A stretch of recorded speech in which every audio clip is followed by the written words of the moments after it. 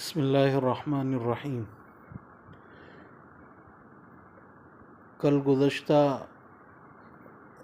ذکر کیا گیا تھا کہ اللہ کے رسول صلی اللہ علیہ وسلم کی ارشادات عورتوں کے مسجد میں آ کر نماز پڑھنے کے بارے میں کیا ہے، صحابہ کرام کی کیا رائے تھی۔ آج ان کا حاصل ذکر کرنا ہے۔ رسول اللہ صلی اللہ علیہ وسلم کی ارشادات، صحابہ کے آثار اور دین کے مجموعی مزاج اور مذاق اور فقہا کی تصریحات کو سامنے رکھتے ہوئے خواتین اور عورتوں کے مسجد میں آنے اور نماز پڑھنے کے سلسلے میں جو باتیں سامنے آتی ہیں وہ یہ ہے۔ نمبر 1، اسلام میں عورتوں کو پورا احترام دیا گیا ہے، اور اس احترام کا ایک پہلو یہ ہے کہ عورتوں کے مسجد میں داخل ہونے پر کوئی پابندی نہیں، ممانعت نہیں، جیسا کہ برادران وطن کے یہاں بعض مندروں میں خواتین نہیں جا سکتی۔ اس کی سب سے بڑی دلیل یہ ہے کہ حرمین شریفین کو مسجدوں میں بھی ایک خاص حیثیت اور تقدس حاصل ہے، اس کے باوجود مسلمان عورتوں کو وہاں جانے کی اجازت ہے اور ہمیشہ سے اس پر عمل ہوتا چلا رہا ہے۔ نمبر 2، اگر کوئی عورت مسجد میں انفرادی طور پر نماز ادا کر لے، جیسے راستے سے گزرتے ہوئے مسجد ملی اور وہاں پردے کا پورا خیال رکھتے ہوئے ایک کونے میں اکیلے نماز پڑھ لی، تو اس میں کوئی حرج نہیں ہے۔ نمبر 3، عورتوں کے لیے مسجد میں نماز ادا کرنے کے مقابلے میں گھر میں نماز ادا کرنا افضل ہے، جیسا کہ حضرت ام حمید رضی اللہ تعالی عنہ کی روایت سے واضح ہے۔ اس لیے یہ درست نہیں ہے کہ باقاعدہ خواتین اور عورتوں کو ترغیب دی جائے کہ وہ مسجد میں جا کر جمعہ اور عیدین کی نماز ادا کیا کریں، اس لیے کہ آپ صلی اللہ علیہ وسلم نے ان کے لیے گھر کے ایک کونے میں نماز پڑھنے کو افضل قرار دیا ہے۔ نمبر 4، رہ گئی یہ بات کہ عورتوں کو مسجد میں جماعت کے وقت جماعت سے اور جب جماعت کا وقت نہ ہو تو انفرادی طور پر نماز ادا کرنے کی گنجائش ہے یا نہیں، اور مسجد میں خواتین کی نماز کے لیے انتظام رکھنا چاہیے یا نہیں، تو اس سلسلے میں ہمارے یہاں خاصی افراد تفریط یعنی ڈس بیلنسنگ پائی جاتی ہے۔ ایک جماعت اس بات پر زور دیتی ہے کہ عورتوں کو مردوں ہی کی طرح مسجد جانے کی ترغیب دینی چاہیے اور ہر مسجد میں ان کے لیے نماز کا انتظام ہونا چاہیے۔ یہ دین کے منشا اور شریعت کے مزاج سے ناواقفیت کا نتیجہ ہے۔ جب آپ صلی اللہ علیہ وسلم نے خود فرما دیا کہ عورتوں کا گھر میں نماز پڑھنا بہتر ہے، تو پھر اس پر اصرار کرنے کے کوئی معنی نہیں کہ عورتیں مسجد میں جائیں۔ اور حضرت عائشہ رضی اللہ تعالیٰ عنہ نے جس اندیشے کا اظہار فرمایا جو اوپر گزرا کل، وہ ان کے زمانے کے مقابلے میں آج بدرجہ بڑھا ہوا ہے، اس کو نظر انداز نہیں کیا جا سکتا۔ بعض لوگ کہتے ہیں کہ آخر آج کے دور میں خواتین شاپنگ اور دوسرے کاموں کے لیے تو نکلا ہی کرتی ہیں، اگر نماز کے لیے نکلے تو اس میں کیا بری بات ہے؟ لیکن ضروری ہے کہ ہم دونوں کے فرق کو سامنے رکھیں۔ اولاً تو ویسے بھی عورتوں کا شاپنگ کے لیے نکلنا کوئی بہتر بات نہیں، لیکن غور کیجیے کہ بازار میں اگر کوئی ناخوشگوار واقعہ پیش آ جائے تو اس سے بازار بدنام ہوگا، اور اگر اس طرح کا واقعہ مسجد میں پیش آ جائے تو مسجد کی حرمت اور احترام پامال ہوگا اور مسجد کی طرف اس کی نسبت ہوگی، جیسا کہ آج کل برادران وطن کی عبادت گاہوں میں ایسے واقعات پیش آتے رہتے ہیں اور وہ معاشرے میں بدنام ہے۔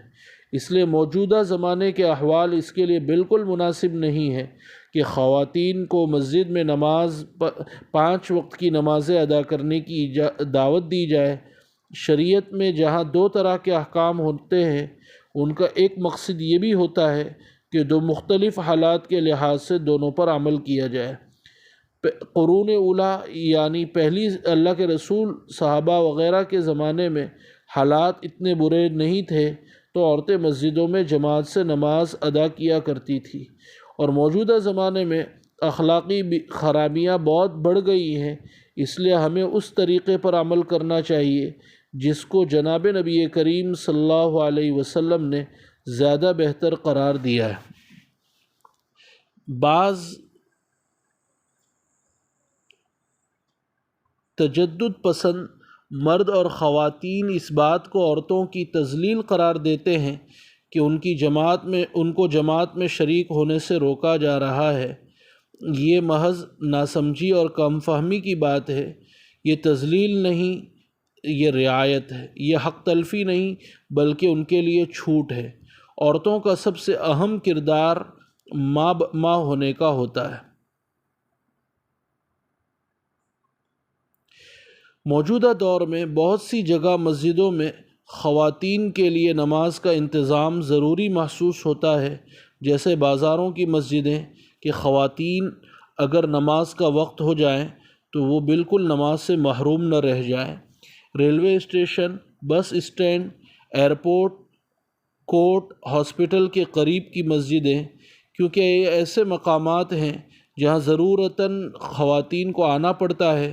اگر ان کے لیے نماز کا انتظام ہو تو نماز قضا نہیں ہوگی۔ اسی طرح ہائی وے پر جو مسجدیں ہوتی ہیں ان میں بھی اس انتظام کی ضرورت۔ موجودہ دور میں عموماً مسجدوں کے ساتھ طبی حاجات کے لیے بھی انتظام ہوتا ہے۔ یوں تو کسی کا بھی ادھر ادھر استنجا کے لیے بیٹھ جانا بہتر نہیں، لیکن خاص طور پر خواتین کے لیے یہ زیادہ دشواری کا باعث ہے۔ اس لیے اگر بازار، ہائی وے وغیرہ کی مسجدوں میں خواتین کے حصے میں جو پریئر روم اور باتھ روم کا نظم رکھا جائے تو یہ ان کے لیے بے حد سہولت کا باعث ہوگا۔ یہ بھی ایک حقیقت ہے کہ ہمارے یہاں دین کی جو کچھ باتیں کہی جاتی ہے ان سے زیادہ تر مرد ہی استفادہ کرتے رہتے ہیں۔